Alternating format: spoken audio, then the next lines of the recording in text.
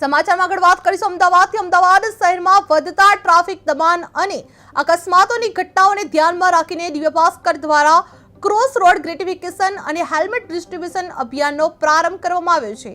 હાલમાં આ અભિયાન IAM 4 રસ્તા ખાતે સક્રિય રીતે ચાલી રહ્યું છે, જ્યાં સવારે 8 વાગ્યાથી 9:30 વાગ્યા સુધી અને સાંજે 5:30 થી લઈને 7 વાગ્યા સુધી આ દરમિયાન પિકઅપ અવર્સમાં વિશેષ કામગીરી હાથ ધરવામાં આવી રહી છે।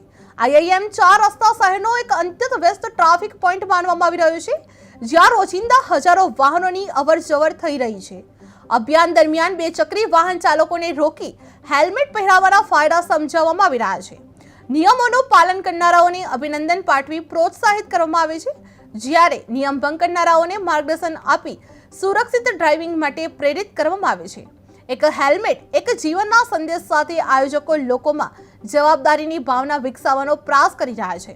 નાગરિકો તરફથી સારો પ્રતિસાદ મળી રહ્યો છે અને શહેરના અને સર્કલ પર પણ આ અભિયાન વિસ્તૃત કરવાની તૈયારી હાથ ધરવામાં આવી છે।